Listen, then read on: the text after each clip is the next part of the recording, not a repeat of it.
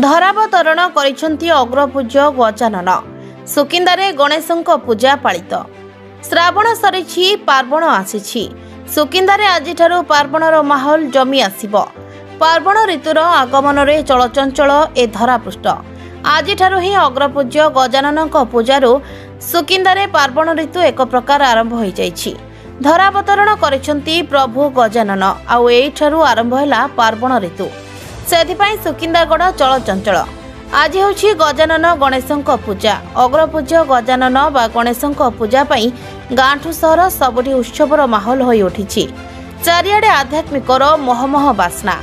ଏହି ଅବସରରେ ଯାଜପୁର ଜିଲ୍ଲାର କୋଣ ଅନୁକୋଣରେ ଗଣେଶ ପୂଜା ପାଇଁ ଶ୍ରଦ୍ଧାଳୁଙ୍କ ମଧ୍ୟରେ ବିଶେଷ ଆଗ୍ରହ ଦେଖିବାକୁ ମିଳିଥିବା ବେଳେ ସୁକିନ୍ଦା ବ୍ଲକର ବିଭିନ୍ନ ଅନୁଷ୍ଠାନ, ସୁକିନ୍ଦା ବନ ବିଭାଗ କାର୍ଯ୍ୟାଳୟ, ସ୍କୁଲ, କଲେଜ, କ୍ଲବ ମାନଙ୍କରେ ଗଜାନନ ଗଣେଶଙ୍କ ପୂଜା ଆରମ୍ଭ ହୋଇଯାଇଥିବା ଦେଖିବାକୁ ମିଳିଥିବା ବେଳେ ପୂଜାରେ ବ୍ରାହ୍ମଣ ଦ୍ୱାରା ବିଧିବଦ୍ଧ ଭାବରେ ପୂଜା ଅର୍ଚ୍ଚନା କରାଯାଇ ଶେଷରେ ପୁଷ୍ପାଞ୍ଜଳି ଦେଇ ପ୍ରଭୁଙ୍କ ପାଖରେ ଶରଣାଗତ ହୋଇ ପ୍ରଣାମ କରିଥିଲେ ଭକ୍ତମାନେ। ବିଭିନ୍ନ ଅନୁଷ୍ଠାନ, ପୂଜା କ୍ଲବ ତରଫରୁ ଦର୍ଶନ କରିବା ପାଇଁ ଆସିଥିବା ଭକ୍ତମାନଙ୍କ ପାଇଁ ଅନ୍ନପ୍ରସାଦ ସେବନର ବ୍ୟବସ୍ଥା କରାଯାଇଥିବା ଦେଖିବାକୁ ମିଳିଛି। ରାତି ହେଲେ ରଙ୍ଗୀନ ଆଲୋକରେ ଝଲସି ଉଠିଥାଏ ପୂଜା ମଣ୍ଡପ। ବିଭିନ୍ନ ପୂଜା କ୍ଲବ ତରଫରୁ ସାଂସ୍କୃତିକ କାର୍ଯ୍ୟକ୍ରମ କରାଯାଉଥିବା ଦେଖିବାକୁ ମିଳିଥାଏ।